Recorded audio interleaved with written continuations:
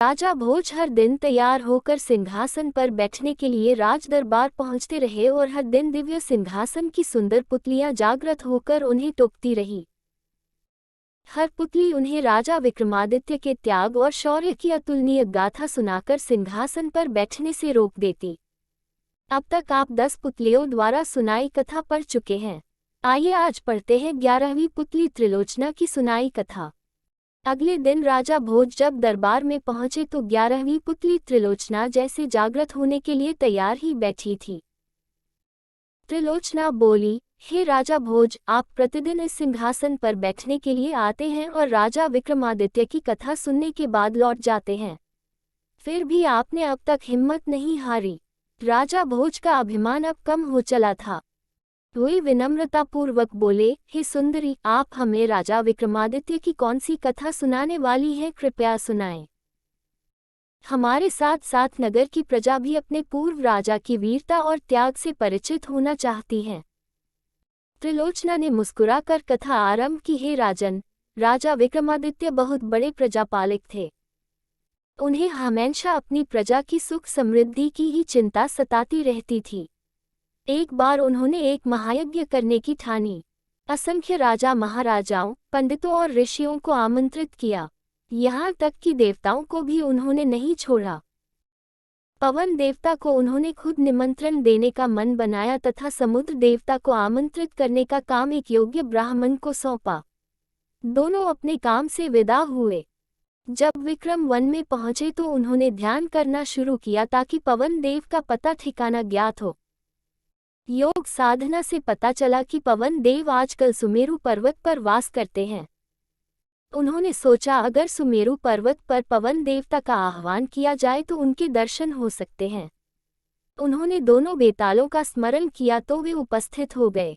उन्होंने उन्हें अपना उद्देश्य बताया। बेतालों ने उन्हें आनन फानन में सुमेरु पर्वत की चोटी पर पहुंचा दिया। चोटी पर इतना तेज हवा थी कि पैर जमाना मुश्किल था। बड़े बड़े वृक्ष और चट्टान अपनी जगह से उड़कर दूर चले जा रहे थे, मगर विक्रम तनिक भी विचलित नहीं हुए। वे योग साधना में सिद्धहस्त थे, इसलिए एक जगह अचल होकर बैठ गए। बाहरी दुनिया को भूलकर पवन देव की साधना में रत हो गए। न कुछ खाना, न पीना, सोना और आराम करना भूलकर साधना में लीन रहे। आखिरकार पवन देव ने सुधि ली।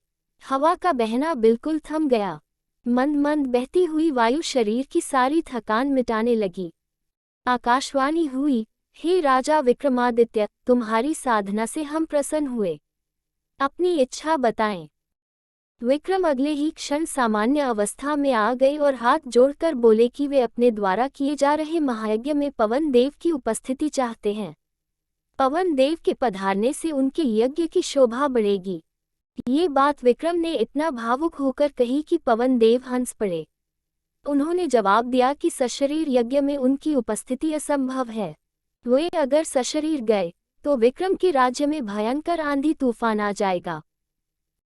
सारे लहलहाते खेत, पेड़ पौधे, महल और झोपड़ियां सब की सब उजड़ जाएंगी। रही उनकी उपस्थिति की बात, तो संसार के हर कोने में उनका वास है, इसलिए वे अप्रत्यक्ष रूप से उस महायज्ञ में भी उपस्थित रहेंगे। विक्रम उनका अभिप्राय समझकर चुप हो गए। पवन देव ने उन्हें आशीर्वाद देते हुए कहा कि उनके राज्य में कभी अनावृष्टि नहीं होगी और कभी दुर्भिक्ष का सामना उनकी प्रजा नहीं करेगी। उन्होंने विक्रम को कामधेनु गाय देते हुए कहा कि इसकी कृपा से कभी भी विक्रम के राज्य में दूध की कमी नहीं होगी। जब पवनदेव लुप्त हो गए तो विक्रमादित्य ने दोनों बेतालों का स्मरण किया और बेताल उन्हें लेकर उनके राज्य की सीमा तक आए। जिस ब्राह्मण को विक्रम ने समुद्र देवता को आमंत्रित करने का भार सौंपा था, वह काफी कठिनाइयों को झेलता हुआ सागर तट पर पहुंचा। उसने कमर तक सागर में घुसकर समुद्र देवता का आह्वान किया। उसने बार बार दोहराया कि महाराजा विक्रमादित्य महायज्ञ कर रहे हैं और वह उनका दूत बनकर उन्हें आमंत्रित करने आया है। अंत में समुद्र देवता असीम गहराई से निकलकर उसके सामने प्रकट हुए। उन्होंने ब्राह्मण से कहा कि उन्हें उस महायज्ञ के बारे में पवन देवता ने सब कुछ बता दिया है। वे पवन देव की तरह ही विक्रमादित्य के आमंत्रण का स्वागत तो करते हैं, लेकिन सशरीर वहां सम्मिलित नहीं हो सकते हैं। ब्राह्मण ने समुद्र देवता से अपना आशय स्पष्ट करने का सादर निवेदन किया, तो वे बोले कि अगर वे यज्ञ में सम्मिलित होने गए तो उनके साथ अथाह जल भी जाएगा और उसके रास्ते में पड़ने वाली हर चीज डूब जाएगी। चारों ओर प्रलय सी स्थिति पैदा हो जाएगी, सब कुछ नष्ट हो जाएगा। जब ब्राह्मण ने जानना चाहा कि उसके लिए उनका क्या आदेश है, तो समुद्र देवता बोले कि वे विक्रम को सकुशल महायज्ञ संपन्न कराने के लिए शुभकामनाएं देते हैं। अप्रत्यक्ष रूप में यज्ञ में आद्योपति विक्रम उन्हें महसूस करेंगे, क्योंकि जल की एक एक बूंद में उनका वास है। यज्ञ में जो जल प्रयुक्त होगा उसमें भी वे उपस्थित रहेंगे। उसके बाद उन्होंने ब्राह्मण को 5 रत्न और एक घोड़ा देते हुए कहा, मेरी ओर से राजा विक्रमादित्य को यह उपहार दे देना। ब्राह्मण घोड़ा और रत्न लेकर वापस चल पड़ा। उसको पैदल चलता देख वह घोड़ा मनुष्य की बोली में उससे बोला कि इस लंबे सफर के लिए वह उसकी पीठ पर सवार क्यों नहीं हो जाता। उसके ना नुकुर करने पर घोड़े ने उसे समझाया कि वह राजा का दूत है, इसलिए उसके उपहार का उपयोग वह कर सकता है। ब्राह्मण जब राजी होकर बैठ गया तो वह घोड़ा पवन वेग से उसे विक्रम के दरबार ले आया।